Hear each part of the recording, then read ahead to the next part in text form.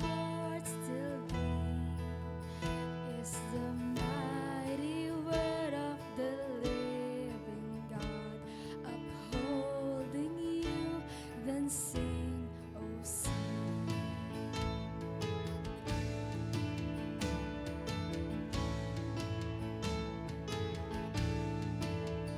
Has the Father's love filled your longing heart with grace for every need? Come and lay your burdens at Jesus' feet and find new strength to sing, oh sing.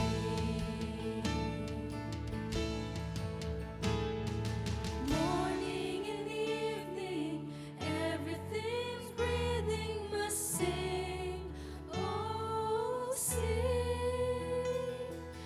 All of creation, rise up and praise the King of Kings and sing.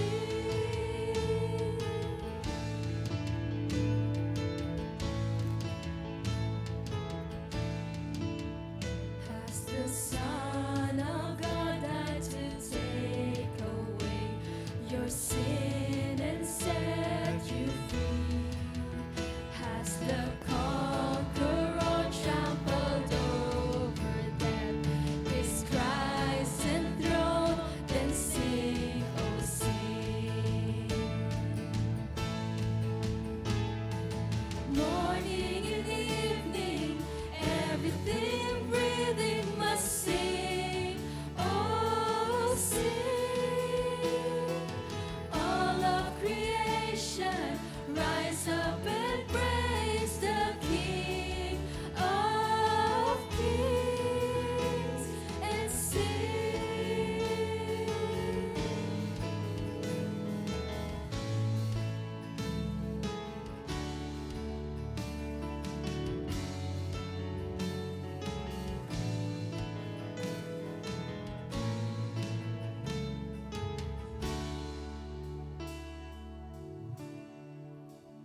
On the final day when the Lord on high returns in majesty, we will bow in wonder before the Lamb, and evermore the saints will sing.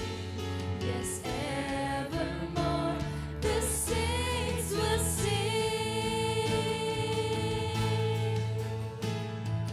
Morning and evening, everything breathing must sing, oh sing. All of creation, rise up and praise the King of Kings. Morning and evening, everything breathing must sing, oh sing. All of creation, rise up and praise the King of Kings and sing.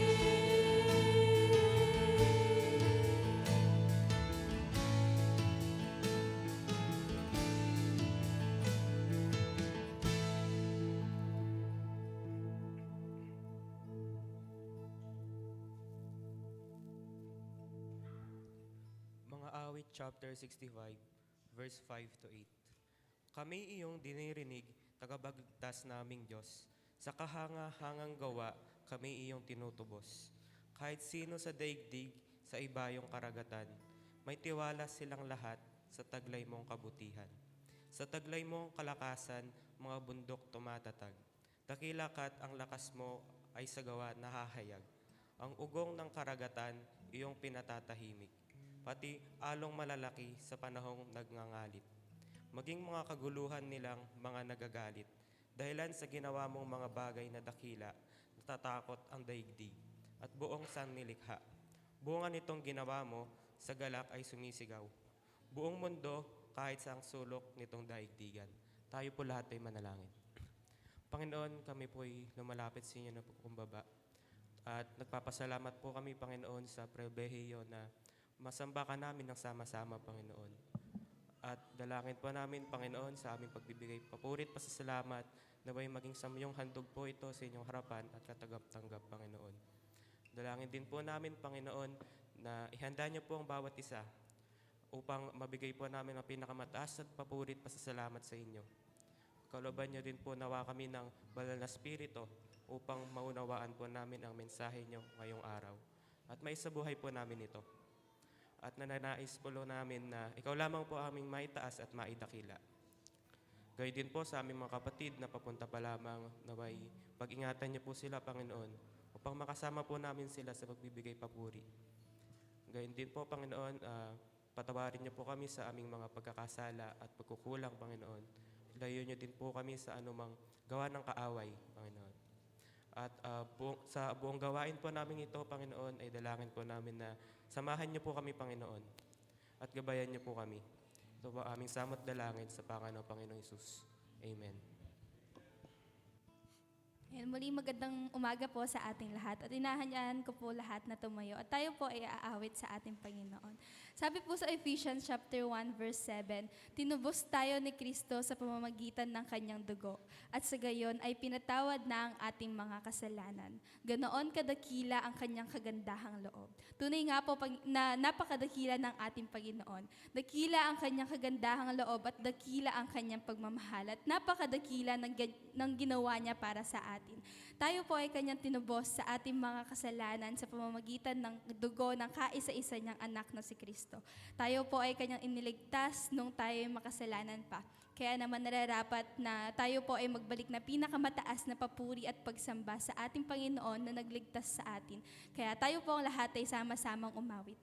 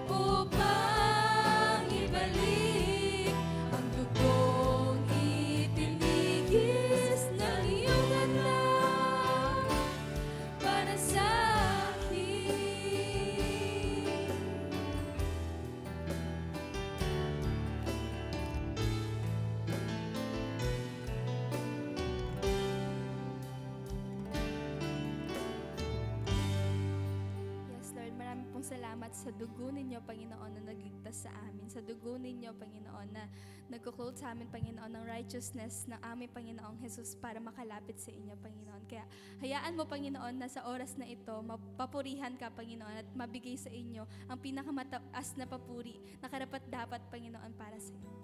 Patuloy ko po naming aawitan, Panginoon. Sapagkat dahil sa kagandahang loob ng Diyos, kayo ay naligtas sa pamamagitan ng pananampalataya. At ang kaligtasang ito ay kaloob ng Diyos at hindi sa pamamagitan ng inyong sarili. Hindi ito bunga ng inyong mga gawa, kaya't walang dapat ipagmalaki ang sino man. Patuloy po nating awitan ng ating Panginoon at ating pong ihayag ang sukdulang biyaya niya na araw-araw natin nararanasan at ang sukdulang biyaya na nagligtas sa atin at ang tanging habag at biyaya lamang ng ating Panginoon ang siyang nagpapaging dapat sa atin upang umawit. Kaya ihayag natin ang kanyang kadakilaan at kantahin natin ang sukdulang biyaya bilang ating papuri sa ating Panginoon.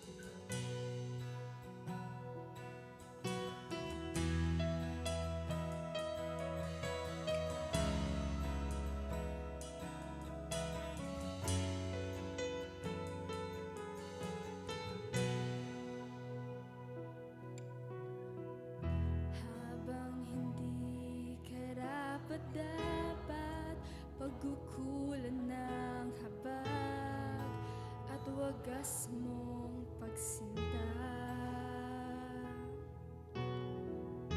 Habang walang kakayanang masuklian ka ng mabuti sa lahat mong ginawa. Niyakap mo ako sa aking karangyaan. Inibig mo ako nang di kayang tumbasan. O Diyos ng katapatan,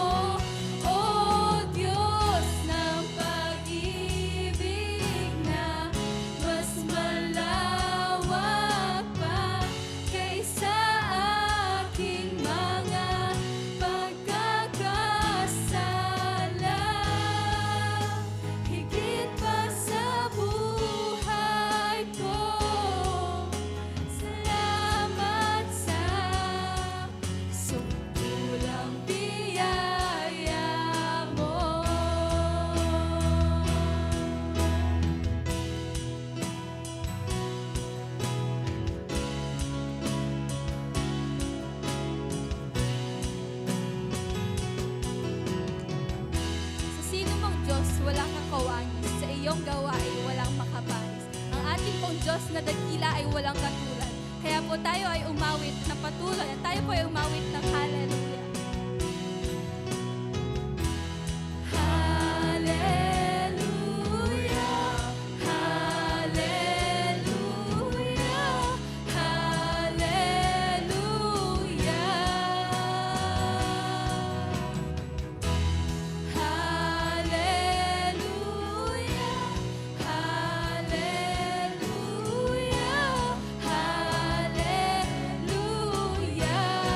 Wala kang katulad, O Diyos.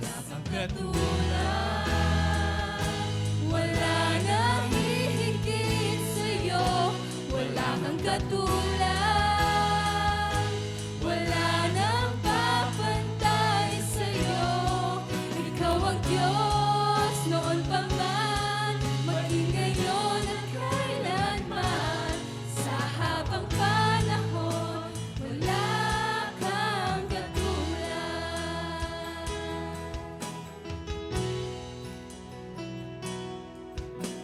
Awitin ko man lahat ng awit sa mundo, di kayang ilarawan ng kadakilaan mo. Kulang ang lahat ng tula, kulang maging mga salita upang ihayag ang kabutihan mo. Isa pa po, awitin ko man. Awitin ko man lahat ng awit sa mundo, di kayang ilarawan ng kadakilaan mo. Kulang ang lahat ng tula, kulang maging mga salita upang ihayag ang kabutihan mo. Wala kang katulad, wala nang hihigit sa'yo, wala kang katulad, wala nang papantay sa'yo. Ikaw ang Diyos noon pa man, maging ngayon at kailanman. Sa habang panahon, wala kang katulad, wala kang katulad, wala nang hihigit sa'yo, wala kang katulad, wala nang papantay sa'yo. Ikaw ang Diyos noon pa man, maging ngayon at kailanman. Sa habang panahon, sa habang panahon, sa habang panahon, sa habang panahon, sa habang panahon, wala kang katulad. Panginoon, tunay na hindi sapat ang mga tula, hindi sapat ang mga salita namin, Panginoon, upang ihayag ang kadakilaan mo, Panginoon. Dahil tunay na kayo po ang pinakadakila sa lahat, Panginoon. Nagpapasalamat po kami, Panginoon, sa biyaya ninyo, sa habag ninyo. Maraming salamat, Panginoon, sa pagmamahal ninyo, sa pagiging tapat ninyo, Panginoon na Diyos. Maraming salamat sa lahat, Panginoon. Binabalik po namin sa inyo ang pinakamataas na papuri, parangal, pagdakil at pagsamba sa tanging pangalan lamang ni Jesus na aming Diyos at tagapagligtas. Amen. Maaari na po tayong lahat na makaupo.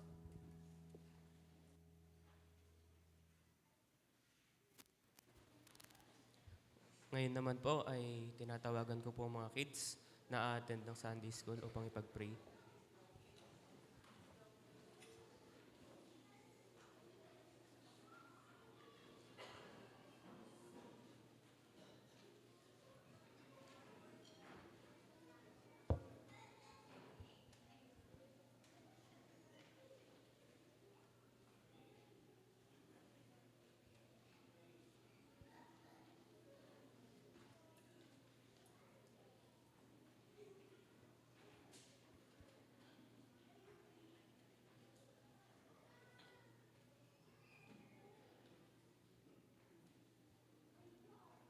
Tayo po lahat ay manalangin. Panginoon, patuloy po kaming lumalapit sa inyo, Panginoon. Tinataas po namin ang buhay ng mga batang ito. Tunay nga po silang biyaya sa aming mga buhay, Panginoon. At dalangin po namin sa kanilang pag-attend sa Sunday School na may ihanda niyo po sila at hubugin niyo po sila sa inyong salita, Panginoon. At upang sa kanila pong pagtanda ay magbunga po ang kanilang natutunan, Panginoon. Ngayon din po, Panginoon, naway pagkalooban niyo sila ng banal na takot. Ganun din po sa kanilang mga guro. Naway pagkalooban niyo po sila ng patience at spiritual wisdom upang maituro po nila yung salita ng mahinahon, malinaw at maayos sa mga batang ito. Muli, ito po ang aming salamat dalangin sa pangalan ng Panginoong Hesus. Amen.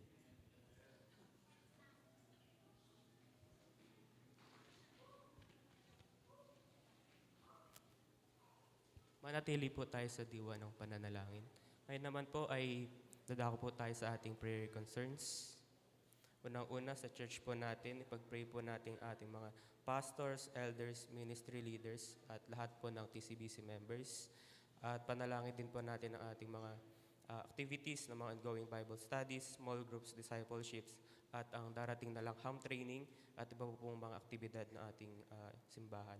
At ngayon naman po sa pangalawa po, ang ating bansa, panalangin po natin ating mga government officials at peace and order sa ating bansa. Pangatlo naman po sa buong mundo, panalangin po natin ating mga missionaries na pagkulaban sila ng comfort, protection, and strength at peace among the nations, lalo na sa mga babalitaan po natin sa iba't ibang bansa, kaguluhan at mga sakuna. Sige po.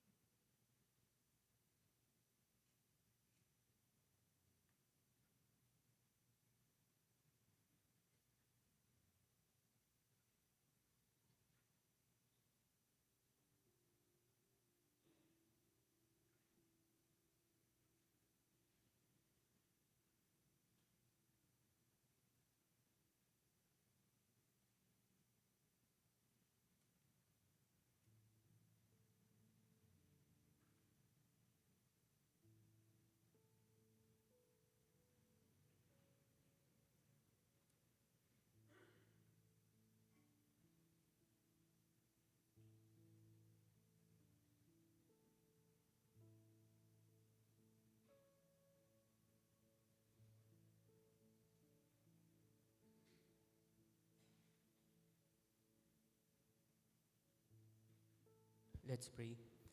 Panginoon, patuloy po kaming lumalapit sa inyo. Tinataas po namin sa inyo ang aming mga concerns, Panginoon. Naway makita niyo po ang bawat isa sa amin na nagtitiwala sa pagkilos niyo sa aming mga concerns. At nagpapasalamat din po kami sa katiyakan na dinirinig niyo ang aming mga panalangin, Panginoon. At tinataas din po namin ang aming mga pastors, elders, ministry leaders, lahat na aming mga kapatid, Panginoon. Naway kayo po patuloy na mag-sustain, Panginoon, magkalob sa amin ng Banal na Espiritu upang maunawaan namin ang mga inaaral namin at ibinabahagi namin sa aming mga kapatid. Ngayon din po sa mga kapatid namin sa buong mundo, nagbabahagi ng inyong salita. Naway pagkaloban niyo po sila ng strength at good health at spiritual wisdom, Panginoon. Ganun din po sa mga inuusig, Panginoon, namin mga kapatid, pagkaloban niyo sila ng comfort at mag-stand firm po sila, Panginoon, sa pagbabahagi ng inyong salita. Hindi naman po sa buong mundo na nangyayaring mga sakuna at kaguluhan, naway kayo pong mangusap sa kanila, Panginoon, na naway hindi po, na ibaliwala po nila ang kanilang pag-alala, pagsumikapan po nila na saliksikin po kayo at ibahagi po ang inyong salita at pagsunod po sa inyong kalooban. Ito po ang aming salamat dalangin sa pangalan ng Panginoong Jesus. Amen.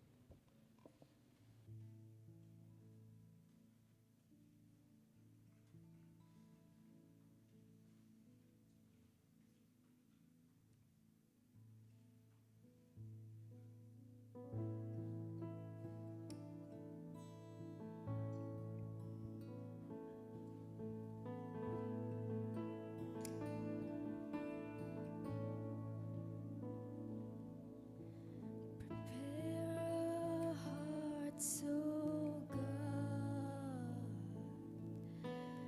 Help us to receive.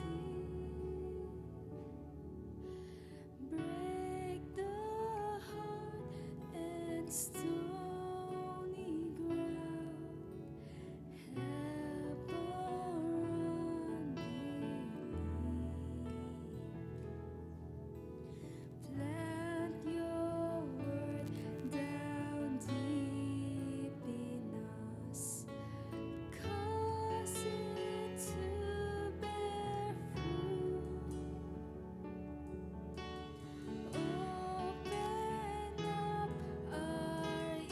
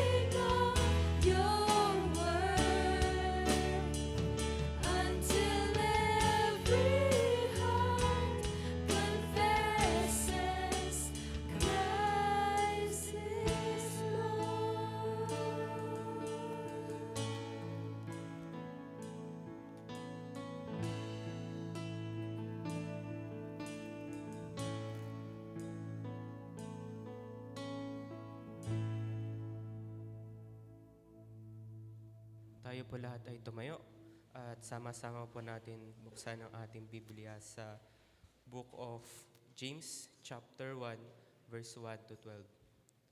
James chapter 1 verse 1 to 12. Santiago kabanata 1 versikulo 1 hanggang 12. Kung nahanap nyo na po, basahin po natin ang sabay-sabay.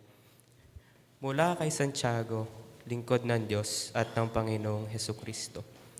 Pinaaabot ko ang aking pagbati sa lahat ng mga hinirang ng Diyos na nakikipamayan sa iba't iba't bangsa, pananampalataya at karunungan.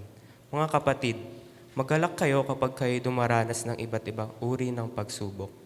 Dapat ninyong malaman na nagiging matatag ang inyong pananampalataya sa pamamagitan ng mga pagsubok.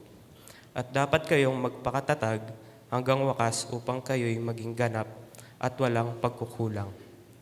Ngunit kung ang sino man sa inyo ay kulang sa karunungan, humingi siya sa Diyos at siya'y bibigyan, sapagkat ang Diyos ay nagbibigay ng sagana at hindi nanunumbat. Subalit ang humihingi ay dapat magtiwala sa Diyos at huwag mag-alinlangan sapagkat ang nag-aalinlangan ay parang alon sa dagat na itinataboy ng hangin kahit saan. Huwag umasang tatanggap ng anuman mula sa Panginoon ang taong pabago-bago ang isip at di alam kung ano talaga ang nais niya. Ang mahirap at ang mayaman. Dapat magalak ang mahirap na kapatid kapag siya'y tinataas ng Diyos at gayon din naman ang mayamang kapatid kapag siya'y binababa. Sapagkat ang mayaman ay lilipas na gaya ng bulaklak ng damo. Ang damo ay nalalanta sa matinding sikat ng araw, nalalagas ang kanyang mga bulaklak at kumukupas ang kanyang kagandahan. Ngayon din naman ang mayaman ay mamamatay sa gitna ng kanyang mga kaabalahan, ang pagsubok at ang pagtukso. Pinagpala ang taong nananatiling tapat sa kabila ng mga pagsubok, sapagkat matapos niyang malampasan ang pagsubok, tatanggap siya ng gantimpala ng buhay na ipinangako ng Panginoon sa mga umiibig sa Kanya. Purihin po ang salita ng Panginoon. Maaari na po tayo makaupo.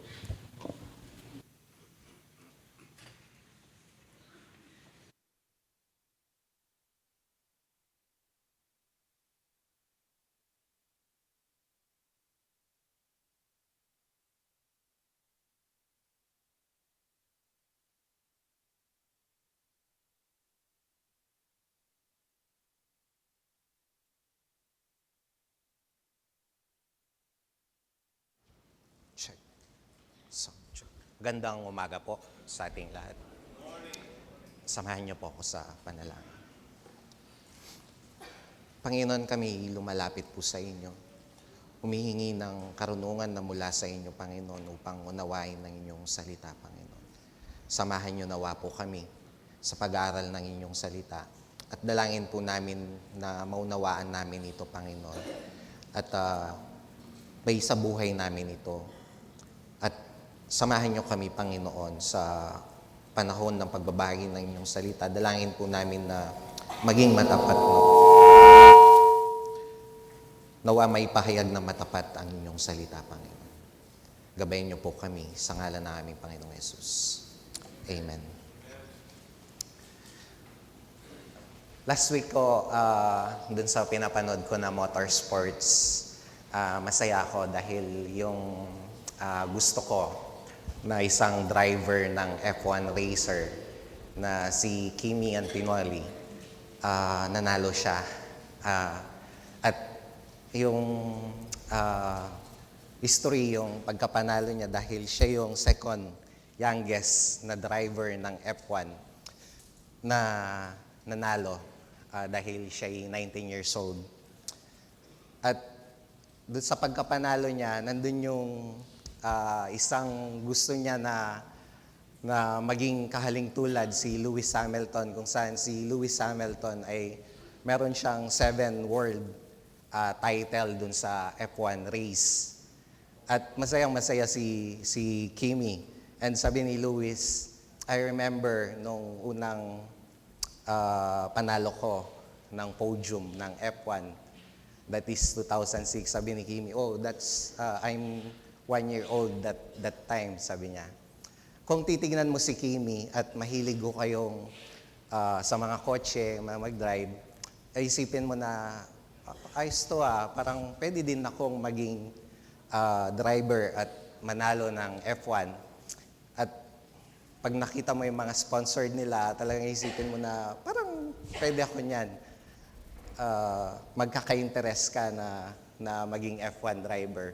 Pero sa likod nun, sa murang edad ni Kimi, na naging champion siya, kung babalikan mo, bakit siya naging ganon, makikita mo yung pinagdaanan niya. 4 years old pa lang siya, nagda-drive na siya ng kart.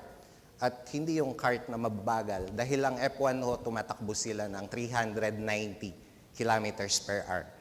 So matinding discipline yung dinadaanan nila.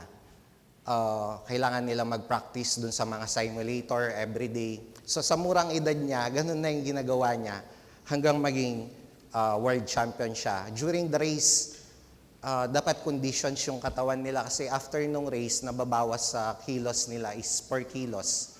And during the race, hindi sila pwedeng kumurap pagka nagte-turn sila. So pinapractice nila yung mga sarili nila na hindi kumurap. Then pinapractice nila yung sarili nila dun sa G-force na tinatawag o yung G5. Dahil sa sobrang bilis yung gravity, binubuhat nung katawan mo. So ganun ang pinagdaanan niya before siya maging F1 race. Ganun yung tiniis niya at yung pinakita niya na katatagan para sa murang edad niya ay maging champion siya. At meron siyang pagkakataon na maging haling tulad ni Hamilton na 7 world title. Yung binasa ko kanina ni Matt sa Santiago, sa James, ay may pagkakaling tulad o similar on this situation. Kung saan sinulatan ni James yung mga mananampalataya na magalak sa mga gitna ng mga pagsubok o yung mga trials. Dahil yung mga yung mga trials na ito ay nagpapatibay sa kanilang pananampalataya. At nagbubunga ito ng katatagan at tumahantong sa kaganapan. At ang sino mang manatiling matatag hanggang sa uli ay tatanggap ng gantimpala mula sa Diyos. So sabi niya, basahin mo natin. Basahin ko lang ulit sa NIV. Sabi ng James chapter 1. James, servant of God and the Lord of Jesus Christ, to the 12 tribes scattered among the nations, greetings. So ang book of James ay sinulat ng half-brother ni Jesus. Hindi ito yung kasama dun sa 12 apostles, kundi si James ay half-brother ni Jesus. At sinusulatan niya yung mga mananampalataya na Israelite na nag-scattered sa iba't ibang lugar. And yung teaching na dala-dala ni James o ni Santiago ay mula ito dun sa teaching ni Jesus Christ, dun sa teachings of the Mount. At meron ding sa Old Testament o yung wisdom kung paano mamuhay ng makadiyos. At ang konteksto nito ay, ang letter na ito ay naisulat nung sa Acts, nung pinersecute yung mga mananampalataya na, di ba, nag-gather sila, magkakasama sila everyday, nagsasalo-salo sila, nagpupuri sila sa Panginoon. Pero dumating yung persecution sa kanila at nag-scattered sila, nagiwahiwalay sila after nung mamatay si Stephen, nung pinatay si Stephen. So yun yung pinagdadaanan ng mga sinusulatan ni James on this context. Persecuted sila. Sabi niya sa verse 2, "Consider it pure joy, my brothers and sisters, whenever you face trials of many kinds, because you know that the testing of your faith produces perseverance. Let perseverance finish its works, so that you may be mature and complete, not lacking anything." If any one of you lacks of wisdom, you should ask God, who gives generously to all without finding fault, and it will be given to you.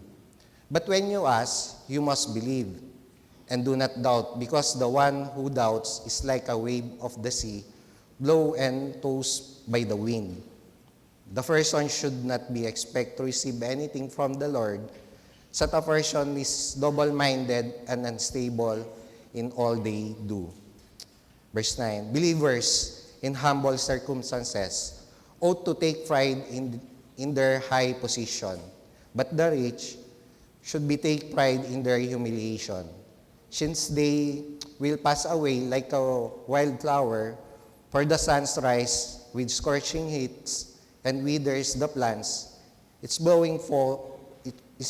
blossoms falls, and its beauty is destroyed. In the same way, the rich will fade away even while they go about their business.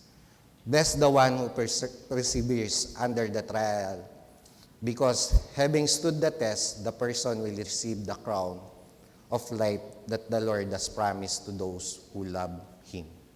So ang unang instruction ni James ay, sabi niya, consider it pure joy, my brothers and sisters. So magalak kayo. At ano yung dapat nilang ikagalak? When you face trials of any kinds. Magalak kayo, sabi niya, mga kapatid, magalak kayo kapag kayo dumaranas ng iba't ibang uri ng pagsubok. Hindi ito ang karaniwan na response ng isang tao kung siya ay dumaranas ng pagsubok. Diba? Mas maganda na, or mas yung response ng isang taong dumaranas ng pagsubok, hindi masaya kundi nagtatanong tayo, bakit nangyari ito? Minsan, nalulungkot tayo, may nagagalit, bakit nangyayari ito? Bakit hindi doon nangyari? Hindi itong normal na response ng isang tao na dumaranas ng trials na sinasabi ni James na magalak kayo. Pero ito yung command ng ni James sa mga mananampalataya that time na dumaranas ng persecution na magalak kayo. Bakit kailangan magalak ng mga mananampalataya na dumaranas ng ibang pagsubok? Ang pagsubok ko ay ito yung testing of faith. Sabi ng 1 Peter chapter 1 verse 6 to 7, ito'y dapat ninyong ikagalak kahit na maaring magdanas muna kayo ng iba't ibang pagsubok sa loob ng maikling panahon. Ang ginto, bagamat nasira, ay pinadadaan sa apoy upang malaman kung talagang dalisay. Gayon din naman ang inyong pananampalataya. Na higit na mahalaga kaysa ginto ay sinusubok upang malaman kung ito'y talagang tapat. So yung mga pagsubok, ito yung trials of faith. Sinusubok yung pananampalataya. Kaya meron talagang pagdaranas ng mga trials ang isang mananampalataya. Siguro ngayong umaga, maring ang ilan sa atin ay dumaranas ng mga pagsubok at nagtatanong tayo, bakit Kristiyano na ako? Bakit dumaranas ako ng mga pagsubok na ito, ng mga trials na ito? So hindi, sabi ng text natin, pag dumaranas ka nito, magalak ka.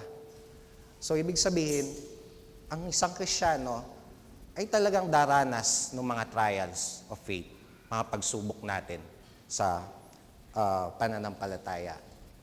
Naalala ko noon, yung isang Kristiyano na kakwentuhan ko, dahil ang message ay suffering. Sabi niya, hindi ba pwedeng prosperity na lang lagi? Bakit suffering?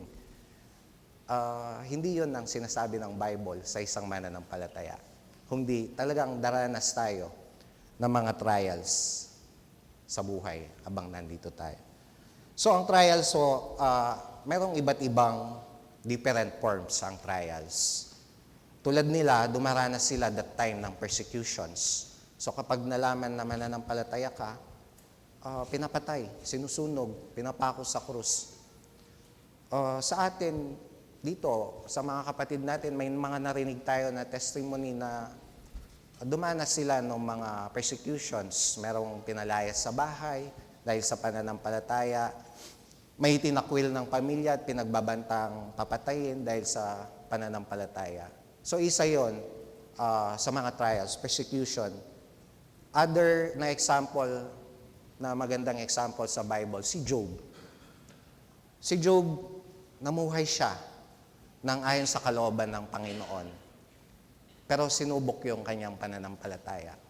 Hindi ginawa ng Panginoon yung mga pangyayari kay Job, kundi yun ng natural ng mundo dahil sa kasalanan, dahil dun sa epekto ng kasalanan ng tao, yung pangyayari kay Job. Pero inalaw ng Panginoon na mangyari kay Job na una, mawala yung kanyang ari-arian. Pangalawa, namatay yung kanyang mga anak. At nagkaroon siya ng malubang karamdaman. At sinubok talaga si Job ng kanyang pananampalataya. Yun ang isang trials na pwedeng pagdaanan natin. Maring gawa ng ibang tao ang pinagdadaanan natin ng mga trials. Kasamaan ng tao na naapektuhan tayo. At marami pa, accident, maayos ka, bigla kang na-aksidente, daraan ka sa pagsubok. At marami pang ibang trials na pwede nating danasin. Pero bakit, sabi ni James, magalak kayo pag dinaranas nyo ang mga iyan? Sabi niya, dahil ang pagsubok ay nagbubunga ng katatagan. Sabi niya, because you know that the testing of faith produce perseverance. Dapat ninyong malaman na nagiging matatag ang inyong pananampalataya sa pamamagitan ng mga pagsubok. So dahil dun sa mga trials na dinaraanan natin, nagiging matatag tayo yung pananampalataya natin. Ang katatagan o ang perseverance ay ito yung kakayahan na manatili o tanggapin yung mga hinaharap na pagsubok o yung mga trials. Hindi ito isang araw lang, hindi ito ilang oras lang o isang linggo lang, kundi habang nandito tayo sa mundong ito, daraan talaga tayo sa mga pagsubok, sa mga trials. Kaya nga, sabi niya dun sa text din natin, kung titingnan niyo yung 12, sabi niya, pinagpala ang taong nananatiling tapat sa kabila ng mga pagsubok. So yung pananatili, yun yung nagdudulot sa atin ng mga trials na dinaraanan natin, yung katatagan. So, magalak kayo dahil nagbibigay sa inyo yan ng katatagan. Ang taong walang katatagan ay yung taong madaling sumuko. At alam natin, kapag sumuko, kung estudyante ka, wala kang katatagan sa pag-aaral mo, papabayaan mo yung pag-aaral mo, hinto ka na. Sa PMA, yung mga student ng PMA, dumaraan sila dun sa mga pagsubok o yung mga trainings na mabibigat na dinadaanan nila before sila maging isang full-fledged official military. Napanood ko yung documentary ng PMA. Even yung suot nila, dapat walang makitang gusot. So, very disciplined yung pinagdadaanan nila, yung mga trials. Talagang sinusubok sila ng 4 years habang nandun sila sa loob ng PMA. Di ka pwedeng kumain ng susubo lang sila basta-basta. So pag kumain sila, nandun yung higher ups na officials nila, yung square meal nila. So pag sumubo yung official mo, dun ka palang susubo. Dapat di ka maubutan na sumubo ng officials mo. At yung pagtulog nila, hindi ka pwedeng basta-basta na lang matulog, kundi merong pwesto yung kanilang pagtulog hanggang oras ng pagtulog nila, paggising nila. Pag naglalakad sila, makita nyo pag pumasyal ka sa PMA, di ba? Pag nasalubong nila yung higher ups nila, umi-stop sila, then nagbe-bend sila. So talagang dumaraan sila dun sa mga trials before sila maging isang full-fledged na military yun ang training sa kanila. Dahil pag dumating sila dun sa gera, yun yung gagamitin talaga nila. Atleta, ang isang example, yung athlete. May kaibigan ako na athlete nung elementary ako. Niyaya niya ako na mag-try out sa basketball dahil mahilig siya mag-basketball. And hindi siya nakuha. Ako yung naging varsity nung elementary nung basketball. Kahit malaki siya, hindi siya kinuha dahil hindi niya alam yung rules ng basketball. Then, hindi siya tumigil doon. Gumawa siya ng court sa kanila, naglaro siya. Hanggang nung mag-high school kami, ako tumigil na sa paglalaro. Siya, nagpatuloy pa rin. Kahit tinatawanan siya. Kasi sobrang laki niya, hindi niya alam kung paano maglaro ng basketball.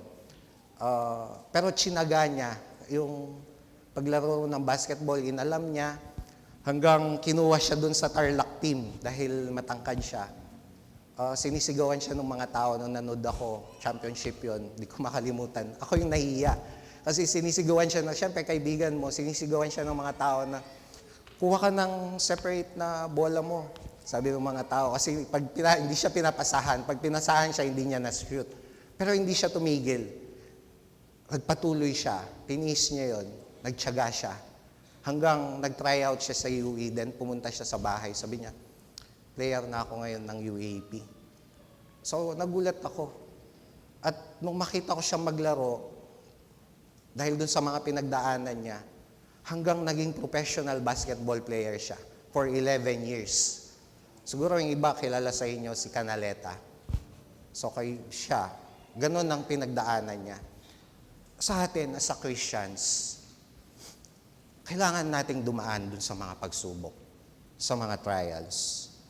Iba't ibang uri ng pagsubok na kailangan nating daanan. At itong mga pagsubok na to, ito yung nagbibigay sa atin ng katatagan upang lumago tayo sa pananampalataya. Kaya, kailangan natin talaga na maging matatag. Sa devotions, tignan yung tinuturo ng mundo sa atin, sa mga anak natin, sa atin mismo.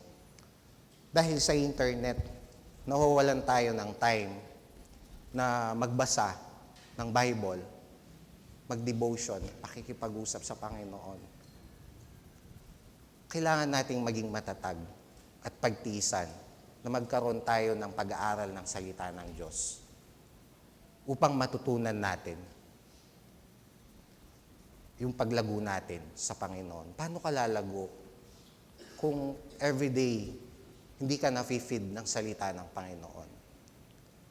Sunday, dun ka lang makakarinig ng message. Tapos pag nag-lunch na, nakalimutan na natin. Kaya, isa ito sa dapat nating pagtiisan. Pag-attend ng fellowship ng mga kapatid natin sa pananampalataya upang mag-grow tayo bilang isang Kristiyano. Yung pananampalataya natin lumalago pagka may nakakausap tayo na kapatid natin sa Panginoon, nag-share tayo ng sharing ng word ng Panginoon, nag-encourage yung bawat isa. Pagkakaroon ng time ng pananalangin. So, yun ho yung mga pwedeng gawin natin upang lumago tayo sa pananampalataya. Dahil tulad doon ng mensahe natin last week, pinagkaloob na sa atin ng Panginoon yung lahat ng kakayahan natin upang tayo lumago sa ating pananampalataya. Binigay na ng Panginoon. Kaya kailangan lang nating exercise or kailangan nating pagtiisan ang mga ito. Kailangan nating gawin ang mga ito. At marami pang iba na tinetest tayo sa ating pananampalataya. Minsan yung kapitbahay natin o pamilya natin, kailangan nating endure ang lahat ng ito. At habang dumaraan tayo dun sa proseso, hindi to yung natural na sinasabi ni James, pero mag-rejoice tayo magkaroon ka ng kagalakan kapag dumaraan ka ng mga ganito. Dahil ito yung nagpapatatag ng ating pananampalataya. Tulad doon ng isang sundalo o atleta, nawa magkaroon tayo ng katatagan, perseverance, hanggang dulo ng buhay natin. Si Apostol Pablo, sinabi niya yan. Sabi niya, sa 1 Corinthians chapter 4, verse 6 to 8, nung malapit na siyang, alam niya na malapit na siyang umarap sa Panginoon. Dahil matanda na siya. Sapagkat dumating na ang panahon ng pagpanaw ko sa buhay na ito, ako'y mistulang isang handog na ibinubuhos sa dambana. Pinagbuti ko ang aking pakikipaglaban, natapos ko na ang dapat kong takbuhin, at nanatili akong tapat sa pananampalataya. Kaya naghihintay sa akin ang koron ng gantimpala para sa nabubuhay ayon sa kalooban ng Diyos, sabi ni Apostol Pablo. Kung hindi tayo magiging matatag sa ating pananampalataya, matatangay tayo ng turo ng mundong ito. Kung ano yung tinuturo ng mundong ito sa atin. Ang Diyos talaga ang nagligtas sa atin, hindi ng mga gawa natin. At yan ho ang katotohanan. Hindi ng kung anong gawa natin. Pero, the time nalaman natin ang katotohanan, the time na nalaman natin yung kaligtasan natin, kung ano yung ginawa ng Panginoon sa atin, marapat lang na yung buhay natin, ang ninanais natin ay makapamuhay ayon sa kalooban ng Panginoon. Makapamuhay dun sa kalooban ng Panginoon at makibahagi dun sa karyan ng Panginoon. Tulad doon ng mensahe natin last week na nasa atin na pinagkaloob ng Panginoon dahil sa kagandaang loob niya. Pinagkaloob sa atin upang maging malago tayo na mananampalataya. Sabi ho ng 1 Corinthians chapter 10, verse 13. Tapat ang Diyos at hindi niya ipahihintulot na kayo'y subukin ng higit sa inyong makakaya.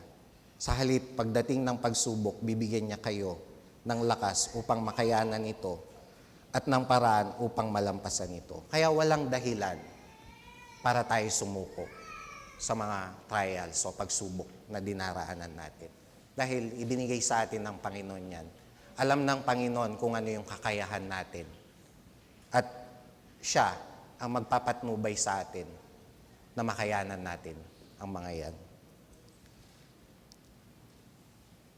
Kaya yung taong hindi nananatiling matatag ay hindi ho tutungo sa kaganapan.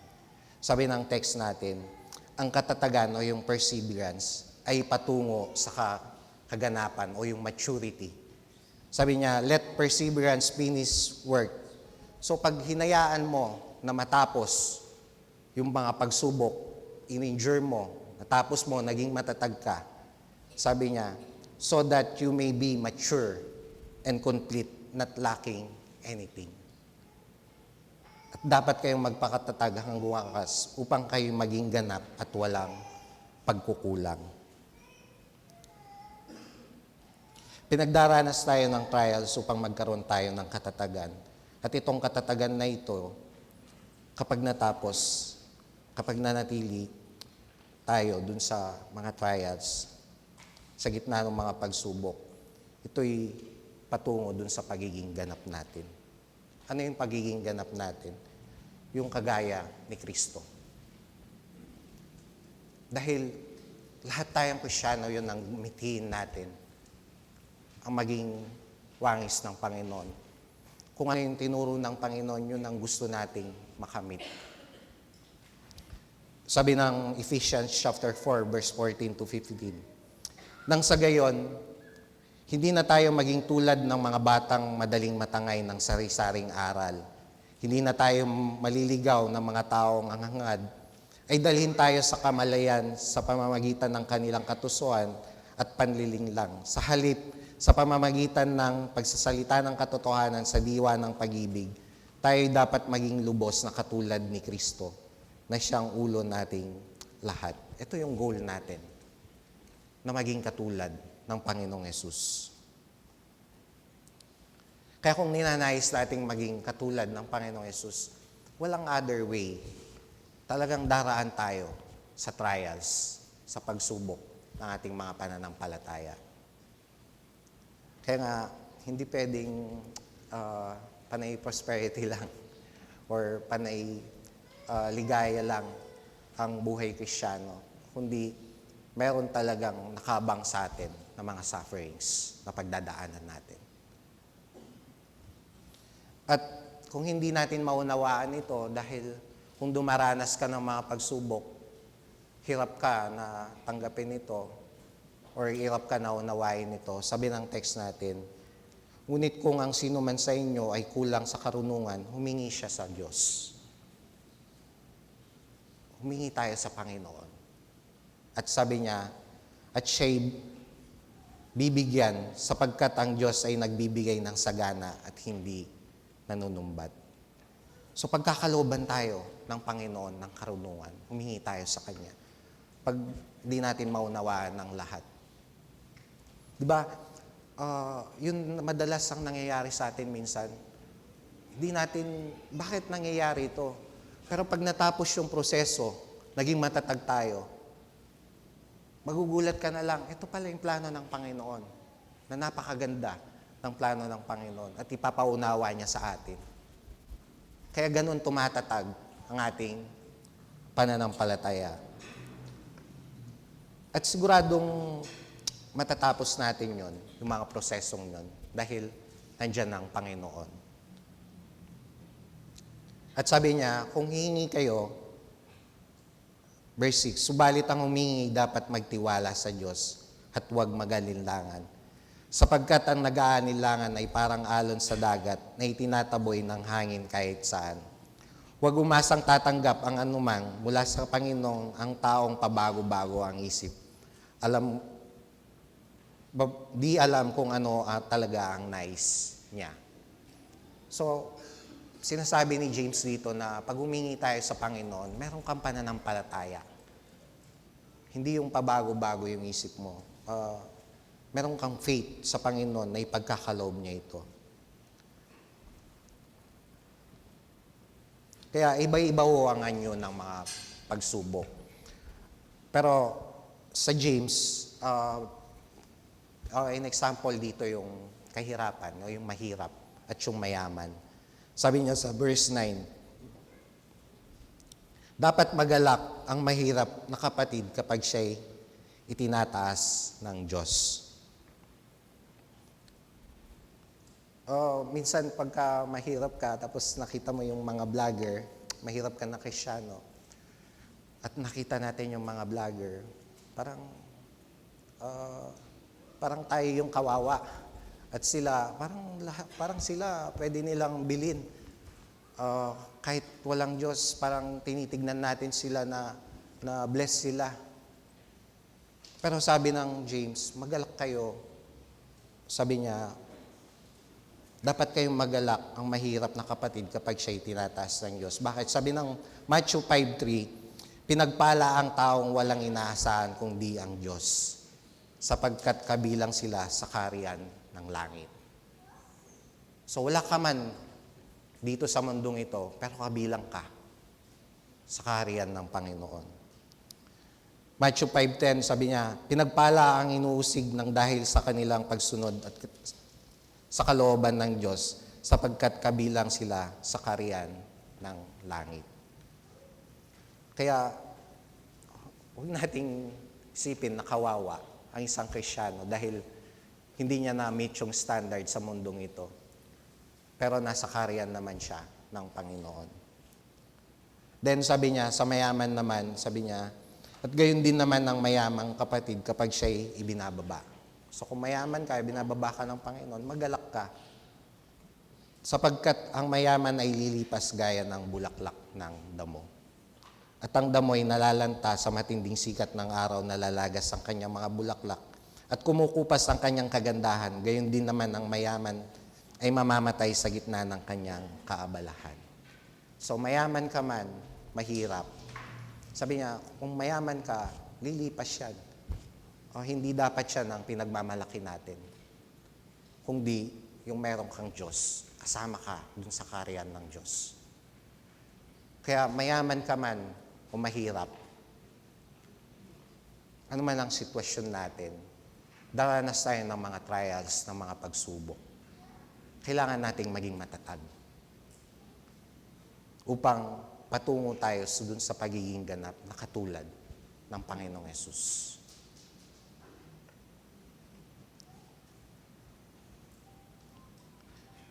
Kaya, kung tatanungin tayo, nais ba nating maging katulad ang Panginoong Yesus? Kung ang sagot natin, oo, kailangan nating tiisin ang lahat ng mga pagsubok na dumarating sa atin. Hindi kasama dito yung hindi pagsubok ang nagkamali ka. Minsan ginagamit ng Panginoon yung pagkakamali natin at pinaparealize sa atin para itama tayo. Pero nagkamali ka at paulit-ulit ka nagkakamali at sinasabi mo pagsubok sa iyon, hindi mo pagsubok yun, parusa yun.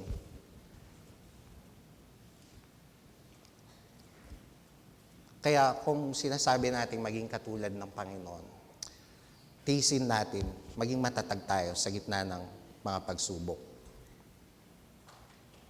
At ano yung damdamin natin kung dumaranas tayo ng pagsubok? Magiging masaya ba tayo? Or ayaw natin ito? Karamihan sa mundo, sa mga tao, ayaw nating merong pagsubok. Pero sinasabi ng Bible na ito yung mga magpapatatag sa atin. Walang ibang way na hindi natin danasin ito. Walang ibang paraan upang maging matatag ang ating pananampalataya kung hindi tayo dumaranas ng mga pagsubok. Naalala ko yung isang preach ng isang pastor, na matandang pastor. Sabi niya, dahil persecution ang message. Baka kaya hindi tayo dumaranas ng persecutions dahil ayaw nating mag-engage. Mas pinipili nating hindi dumanas ng mga trials. Umiiwas tayo dahil ayaw natin. Ngayon, sasabihin natin ang tanong, gusto mo bang maging katulad ng Panginoon? Panginoong Yesus. At iiwas ka dun sa mga trials. Ayaw natin yan. Hindi ko ganon. Taranas talaga tayo ng mga pagsubok ng ating pananampalataya upang maging matatag tayo.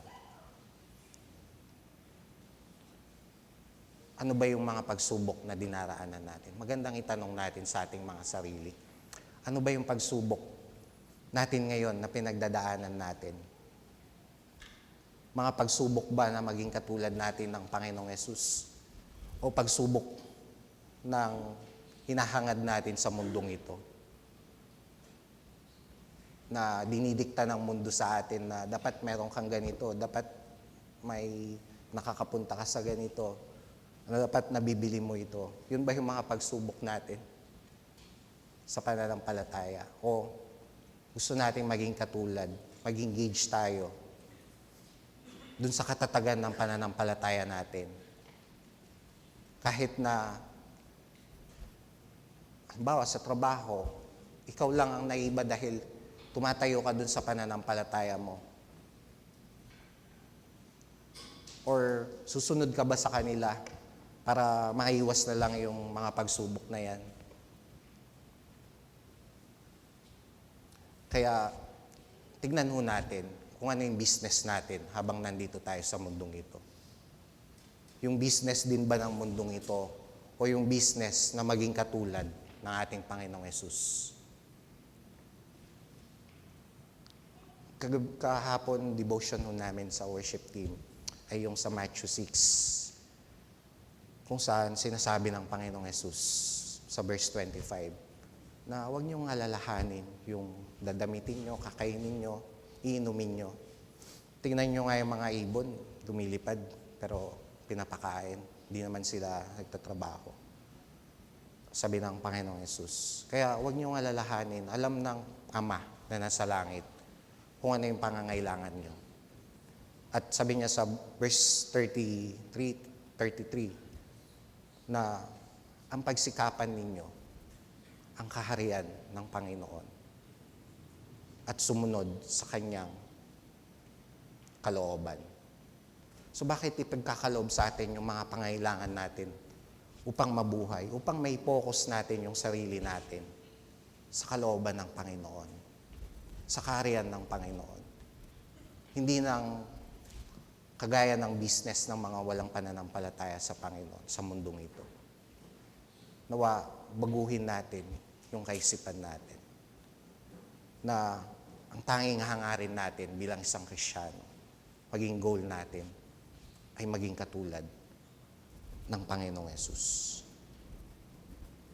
At sabi niya sa verse 12, pinagpala ang taong nananatiling tapat sa kabila ng mga pagsubok, sapagkat matapos niyang malampasan ang pagsubok, tatanggap siya ng gantimpala ng buhay na ipinangako ng Panginoon sa mga umiibig sa Kanya. So kung mananatili tayong matatag hanggang wakas, sabi niya, tatanggap tayo ng gantimpala. Pinagkaloob po sa atin ng Panginoon ang kaligtasan natin sa pamamagitan ng pananampalataya natin sa Kanya. Kaya, nawa, manatili tayo dun sa pananampalataya sa Panginoon. Huwag nating bibitawan ito dahil wala nang ibang kaligtasan kundi yung pananampalataya lamang sa ating Panginoong Yesus, dun sa ginawa ng Panginoon sa atin. At kung mananampalataya tayo sa Kanya hanggang dulo ng buhay natin, sabi, andun yung reward. Tatanggapin natin yung reward. Sabi yung 1 Peter na binasa natin kanina, ito'y dapat ninyong ikagalak kahit maaaring magdanas muna kayo ng iba't ibang pagsubok sa loob ng maikling panahon. Ang ginto, bagamat nasira, ipinadadaan sa apoy upang malaman kung talagang dalisay. Gayon din naman ang inyong pananampalataya. Higit na mahalaga kaysa ginto ay sinusubok upang malaman kung talagang ito'y tapat. Sa gayon, kayo'y papupurihan, dadakilain at pararangalan sa araw na mahayag si Jesucristo.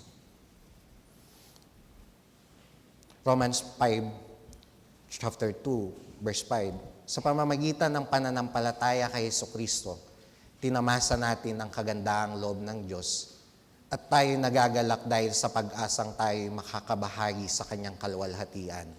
Hindi lamang yan, ikinagagalak din natin ang mga hirap ang ating tiniis dahil alam nating ito'y nagbubunga ng pagtsatsaga. At ang pagtsatsaga ay nagbubunga ng mabuting pagkatao. At ang mabuting pagkatao ay nagbubunga ng pag-asa. At hindi tayo binigo ng pag-asang ito sapagkat ang pag-ibig ng Diyos ay binuhos na sa ating mga puso sa pamamagitan ng Espiritu Santo na ipinagkaloob sa atin. Kaya meron tayong tatanggapin na gantimpala sa Panginoon kung mananatili tayong matatag sa ating pananampalataya. Tulad ni Apostol Pablo, sabi niya, dun sa araw na yon, sabi niya, ang Diyos na makatarungan ang siya magpuputong ng korona sa akin.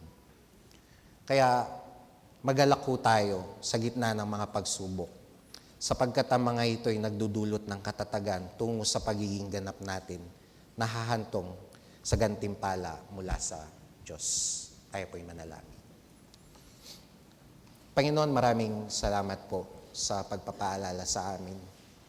Salamat, Lord, sa kaligtasan na ipinagkaloob niyo sa amin at kung manampalataya kami sa inyo, ay tiyak ang aming kaligtasan. Kaya tulungan niyo po kami na maging matatag sa aming mga pananampalataya anuman ang danasin namin sa mundong ito, Panginoon.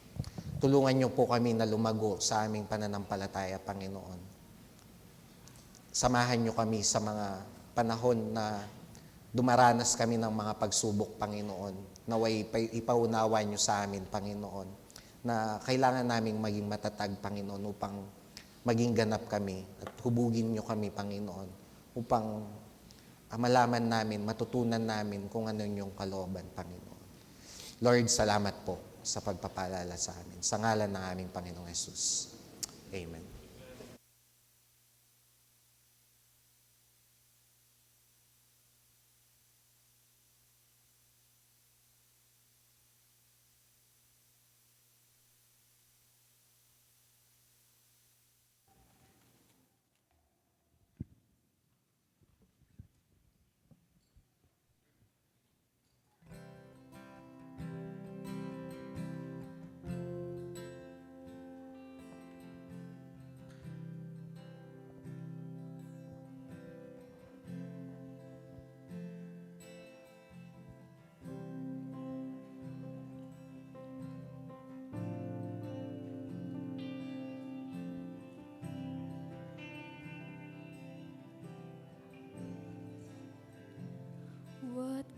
of grace is Jesus my Redeemer.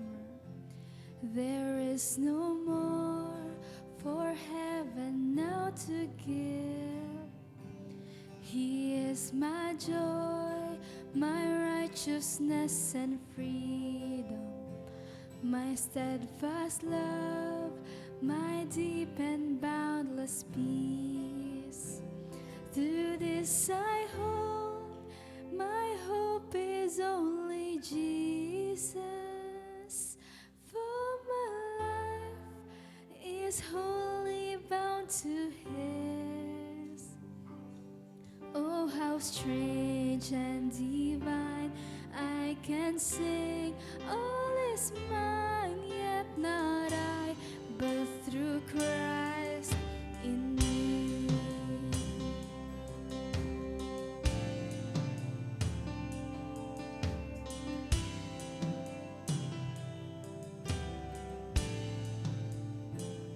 The night is dark, but I am not forsaken.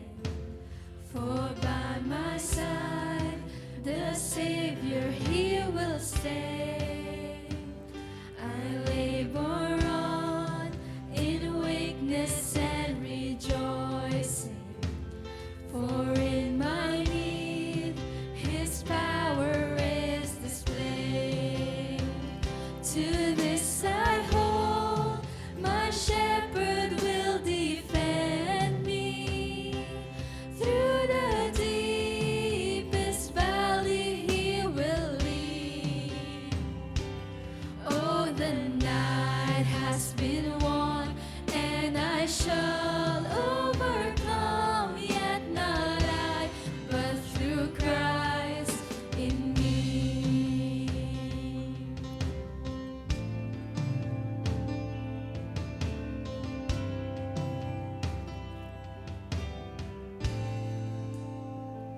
No fate I dread, I know I am forgiven.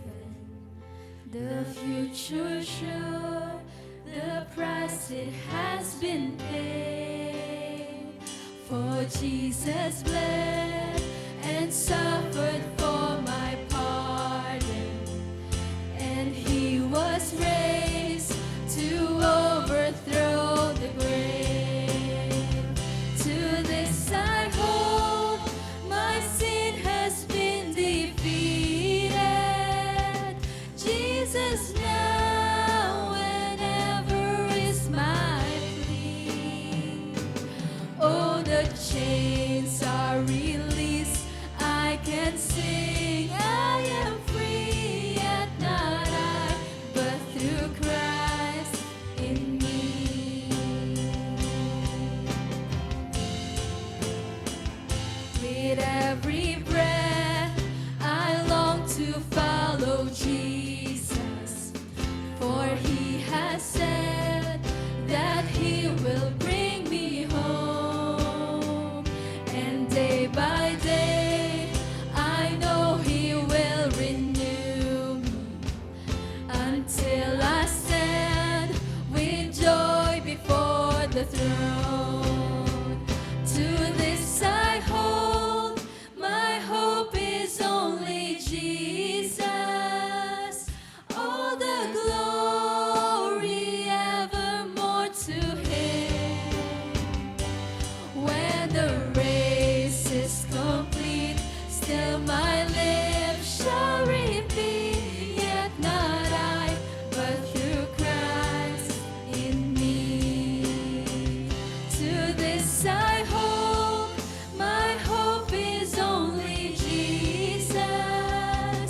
All the glory evermore to Him. When the race is complete, still my lips shall repeat, yet not I, but through Christ in me. When the race is complete, still my lips shall